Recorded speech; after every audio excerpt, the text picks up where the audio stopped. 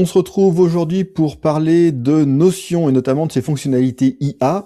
Alors Notion, je connais, j'en ai parlé il y a longtemps, mais pas suffisamment pour vous montrer tout ça. Et puis dans mes relations, j'ai Bruno qui l'utilise au quotidien et très bien.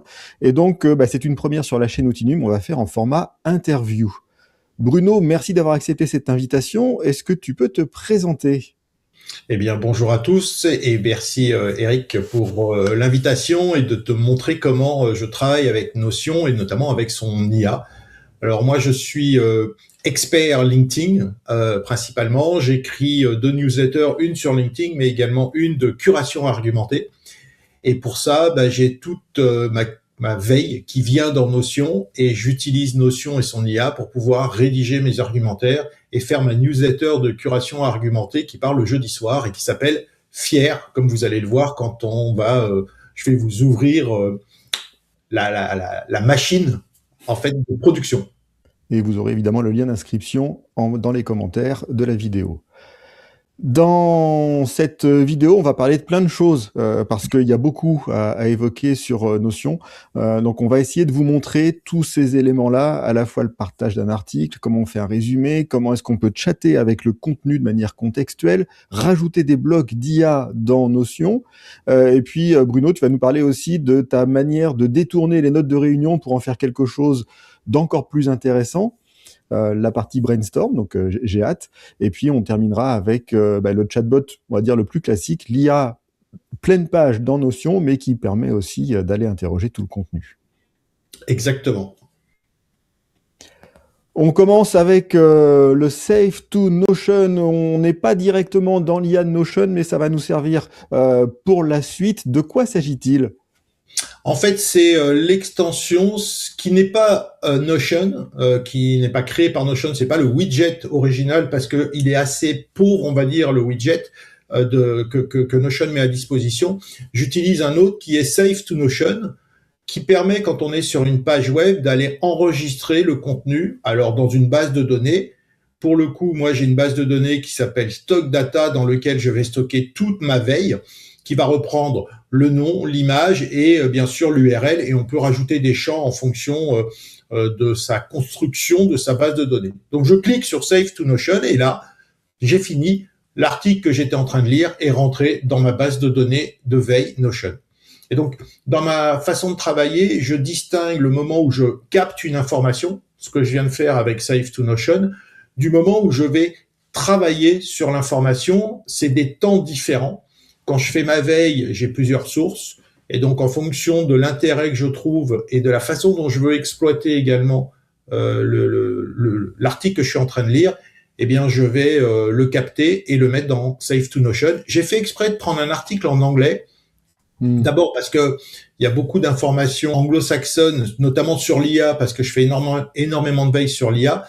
Mais en plus, ça va vous permettre, dans la mesure où je ne suis absolument pas fluent, de vous montrer comment l'IA de Notion me permet de travailler sur des contenus anglais. Ok. Donc là, on va aller regarder maintenant comment ça atterrit dans ton Notion, justement. Exactement. Donc, vous voyez que dans ma base de données Fier, j'ai directement l'article qui est là. Donc, je vais l'ouvrir, le mettre en pleine page pour vous montrer tout ce qu'on peut faire avec l'IA de Notion dessus. Donc, on a bien le titre, on a l'URL, il y a les différentes propriétés et il y a l'intégralité de l'article qui est présent. Très bien. Donc, qu'est-ce que je fais avec les différentes IA, les différentes possibilités IA de Notion? La première, c'est que j'ai une propriété ici qui s'appelle résumé.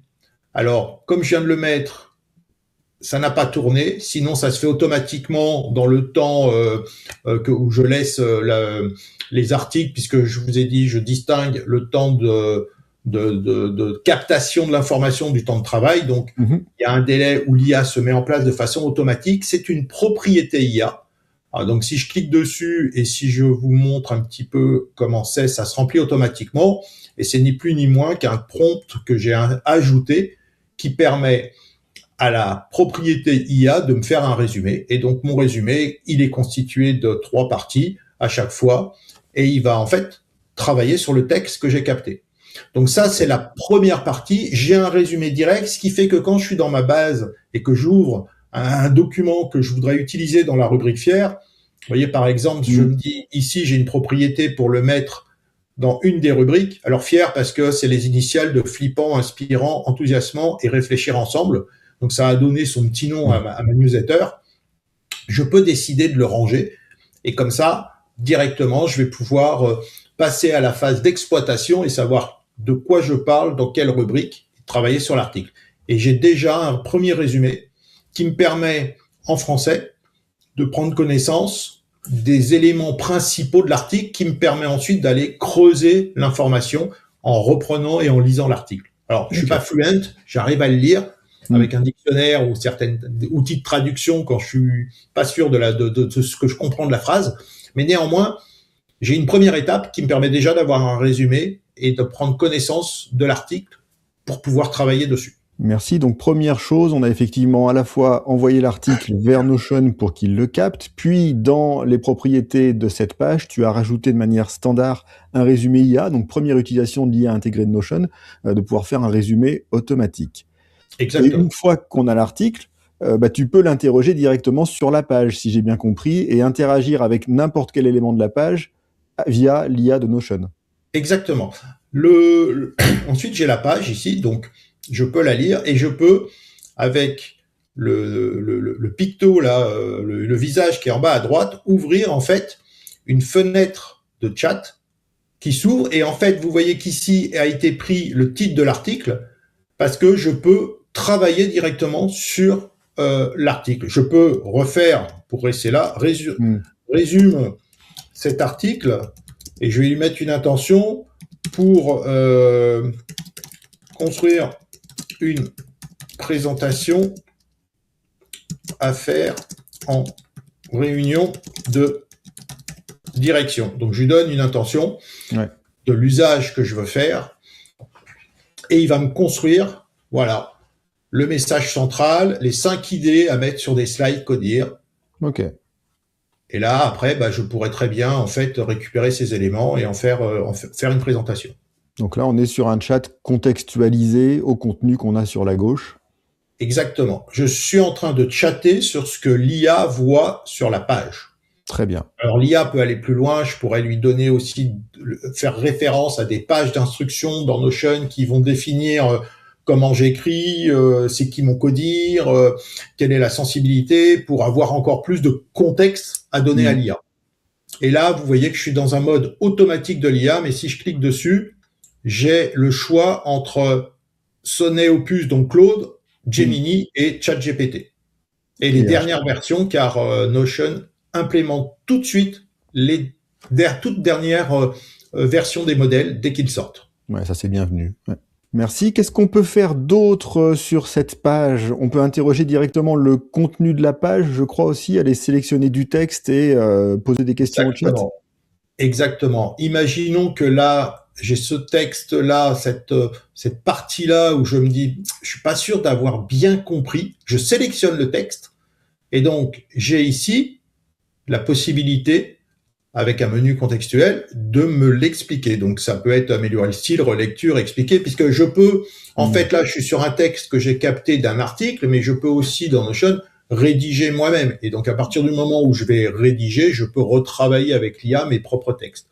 Et là, je peux faire modifier avec l'IA, je vais lui dire, traduit en français. Je suis pas fluent, je suis pas sûr d'avoir bien compris le sens de la phrase, j'ai peur de mal interpréter. Et donc, je lui demande de me le traduire et voilà, il me propose la traduction. Après, je la valide ou je la valide pas. Mais ça me permet de travailler sur certains points. Alors là, je fais une traduction, mais je peux demander ce que je veux, de m'expliquer, de creuser le sujet, de faire un lien avec une autre idée pour voir si je peux brainstormer en fait avec. Et donc tout cela est contextualisé, on est dans l'article, ça marche aussi bien sur de la lecture comme on a là que sur de la rédaction où ça peut aider à reformuler des choses qu'on a pu faire. Exactement. Et là, vous voyez, en fait, je l'ai validé, donc il m'a remplacé le texte anglais par le texte français. Oui, parce que tu as validé, donc ouais, il a automatiquement. Exactement. Il y a aussi des éléments que l'on peut rajouter. On peut rajouter des blocs IA dans une page. Ok. Et chaque bloc, en fait, a trois éléments. Je peux avoir des prompts pré-rédigés par Notion pour résumer cette page ou pour avoir des points clés. Alors, Ok. résumé, on l'a déjà fait. Je vais dire point clé et je fais terminer. Ça veut dire que j'ai ajouté un bloc ici qui est prêt à réaliser l'action que j'attends de sa part. Et donc là, c'est les points clés. Je fais génération et en fait, il va retravailler encore une fois sur la page et il va me refaire les points clés de cette page-là. Ok. Alors l'intérêt, c'est quoi? C'est que ce bloc, je pourrais très bien le mettre comme étant un modèle, dans le modèle de la page, et à chaque fois que je vais, avec Save to Notion, enregistrer un article, je vais lui appliquer mon modèle, et donc le bloc sera déjà présent. Ok. Ouais, donc de la même manière qu'on a le résumé que tu as défini toi, on pourrait avoir ça aussi. Exactement. Ok. En fait, il faut pas faire tout. Je vous montre toutes les options qui sont disponibles avec l'IA dans Notion. C'est à vous, après, en fonction du besoin de la page, de mettre en place la bonne utilisation qui vous convient. Mais ça, je vais le supprimer parce que je vous ai montré qu'il y avait trois options. Donc, le résumé, on l'a déjà vu un petit peu indirectement, hein, donc je vais pas vous le refaire. Là, je vous ai fait une sortie prédéfinie par des points clés, mais j'ai la sortie personnalisée. Et donc, ici, je peux créer, en fait, un bloc avec ma propre instruction qui va me permettre de travailler sur chaque article et qui va le générer. Ça pourrait être résume en une phrase, identifie 3 mots-clés, on va dire, pour pas que ça aille trop loin, 3 mots-clés. Et puis, ça pourrait être encore, comme j'ai fait tout à l'heure, je dois présenter ce contenu à un codir, et moi les 3 slides pour le codir, etc., etc. Donc, j'enregistre mon prompt, et là, de la même façon, je génère, et là, en fait, il va travailler en fonction de mes instructions. Et donc, il me fait une phrase pour résumer l'article, et les 3 mots-clés, parce que je vais demander 3 mots-clés. Et je pourrais enchaîner des blocs, faire un bloc résumé, faire un bloc points clés qui sont les blocs prédéfinis, et faire un bloc spécifique pour moi, et faire une génération à chaque fois. Et tu pourrais même avoir plusieurs blocs personnalisés avec des requêtes différentes. Exactement. Si jamais c'était pertinent. Ouais. Là, je refais un bloc, je l'ajoute, et là, je refais une autre instruction, un autre prompt personnalisé pour retravailler encore sur le même texte. Donc, à partir de ma veille d'un article, je peux avoir plusieurs types d'interprétations, plusieurs types de travail. Un qui me vient à l'esprit, vous voyez que j'ai 4 rubriques. En fait, chaque article, je le mets dans une rubrique, mais il pourrait aller dans n'importe quelle rubrique en fonction de l'angle que je lui donne. Exactement. On pourrait très bien me faire 4 blocs avec des instructions. Tu vas dans Flippant et j'explique quelle est l'angle qu'il doit prendre, dans Inspirant, dans Enthousiasmant, dans Réfléchir ensemble à chaque fois. Oui, et puis choisir celle qui te parle le plus à ce moment-là. Ouais. Exactement. Je ne délègue pas ma pensée à l'IA. Elle vient m'aider à travailler parce que la plupart du temps, je suis plutôt sur un usage du résumé pour avoir une vision globale avant de plonger dans le contenu de l'article que je vais lire et de me dire, celui-là, par rapport au sujet, je sais à peu près où je veux le mettre, dans quelle rubrique, donc j'ai déjà l'angle sur lequel je vais travailler l'article, et puis après, c'est moi qui le rédige, et après, j'optimise ou je corrige avec l'IA. Donc c'est un travail par étape. Exactement. Et non pas en délégation cognitive, mais en apport d'un collaborateur qui peut m'aider. Et dans ce sens-là, le collaborateur, il peut aussi nous permettre de, quelque part, clarifier un peu notre pensée. Je m'explique et je vous montre un autre bloc que je détourne en fait là. LinkedIn a ce qu'il appelle des notes de réunion générées par IA. Donc la plupart du temps, si je vous lance, je vais cliquer sur commencer la transcription et je peux enregistrer une visio qui me permet d'enregistrer le texte et d'avoir après un résumé. C'est comme ça qu'on fait généralement. Exactement. Et là, l'idée, c'est de se dire, tiens, ce sujet est intéressant, mais ça me donne une idée parce que j'ai lu un autre contenu, parce que je fais le lien avec une réunion que j'ai pu avoir et je vais lui donner l'info. En fait, je vais me parler à moi-même, mais enregistrer Donc, je vais attendre que ça démarre. Et voilà, et dire, cet article est hyper intéressant, mais ça me fait penser à 2 autres articles que j'ai lus sur le même sujet. Celui qui dit que l'IA augmente en fait la quantité de travail et non pas la diminue, et l'article qui montre d'un point de vue statistique en fait que on parle beaucoup d'IA, on parle beaucoup du changement dans les métiers, de l'impact sur l'emploi, alors qu'en fait aujourd'hui l'IA est très très peu mise en place, les pourcentages sont très faibles. Ça serait intéressant de pouvoir y retourner et de faire le complément avec cet article. J'arrête. En fait, comme c'est à la volée, je vais beaucoup plus vite en audio qu'en étant écrit, donc il va me faire surtout ma transcription. Donc j'ai l'intégralité de ce que j'ai dit. C'est pas, il n'y a pas grand chose là, c'est rapide. Ouais. Je pourrais rajouter des notes en faisant par exemple le lien avec les 2 autres articles dont je parle. Okay. Et surtout, il me fait un résumé. Et en fait, il va me restructurer mon résumé avec les actions à évoquer. Et donc, ça me permet en fait d'enrichir le travail que je fais sur un article pour pouvoir en faire peut-être un article plus consolidé avec des liens avec d'autres articles, voire préparer des réunions à partir de cet élément-là. Donc le fait que ce soit vraiment la capture audio avec note de réunion, ça structure son résumé, c'est assez intéressant aussi, oui. Mais du coup, ça le rend actionnable. Je peux avoir un format qui est automatique, donc c'est lui qui comprend le contenu de ce que je lui donne pour en faire un résumé, mais je peux aussi l'orienter.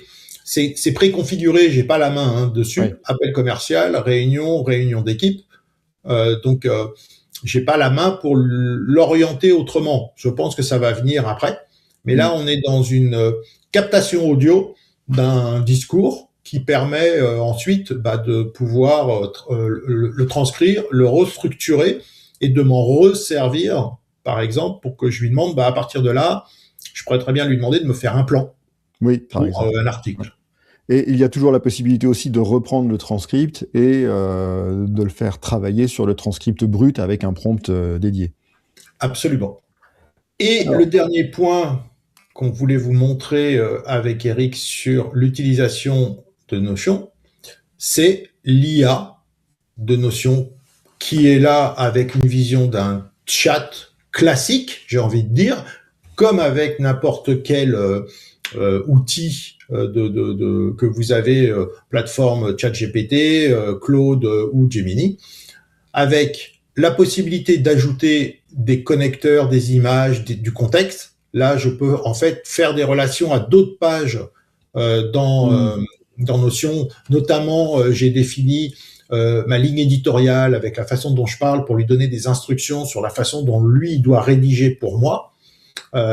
Je peux avoir des connecteurs, aller chercher sur le web, et je peux là aussi choisir les différents modèles avec lesquels je veux interagir, soit dans la partie haute, le modèle avec cette possibilité d'ajouter des documents, soit de ne parler qu'avec le modèle. Vous voyez que si je vais aller choisir, je sais pas, ce modèle-là, je peux plus aller, je peux ajouter des images, c'est tout, mais j'ai plus autant de possibilités. Je n'ai aucun accès web.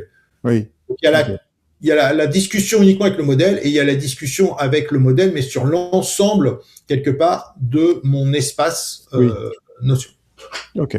Et la Notion vient aussi de sortir le petit plus, c'est les agents. Donc, c'est des agents sur lesquels on va pouvoir donner des spécificités et qui vont être nous permettre de travailler des points bien précis avec des instructions précises, avec des autorisations précises. Et donc, on est dans encore une nouvelle dimension où on va en fait construire un agent à partir d'un prompt et qu'on va auto-configurer. Je fais des résumés de newsletters que je reçois tous les matins qui me permettent d'en prendre connaissance plus rapidement et de décider, tiens, celle-là, je vais aller la lire intégralement parce que le résumé me parle en fait. Bien, merci. Ça va être l'occasion peut-être d'une prochaine démo, parce qu'effectivement, les agents, ça bouge beaucoup et très vite, et sur Notion aussi. Donc, merci déjà pour tous ces points. On a vu dans l'ordre quasiment de ton travail de curation, trouver un article, identifier le résumé pour mieux le comprendre, poser des questions, traduire si nécessaire, rajouter des blocs, réécrire, reformuler, détourner les notes de réunion, j'aime bien ça, pour l'utiliser en brainstorm individuel, et puis, quand besoin, aller sur la partie pleine page de Notion pour interroger l'ensemble de ta base, qui est très riche et donc qui permet de faire pas mal d'interactions. Exactement. L'intérêt, c'est d'avoir, en fait, avec cette base d'articles, ça me permet aussi d'avoir une base quelque part de connaissances sur des sujets qui m'intéressent et sur lesquels je peux travailler. Tout l'intérêt d'avoir cette IA contextualisée, à la fois on n'a pas parlé de confidentialité, mais il y a ça qui joue aussi beaucoup, mais d'avoir accès à tout le travail qui a déjà été fait, plus la personnalisation que tu as faite pour que Notion te réponde en fonction de tes centres d'intérêt.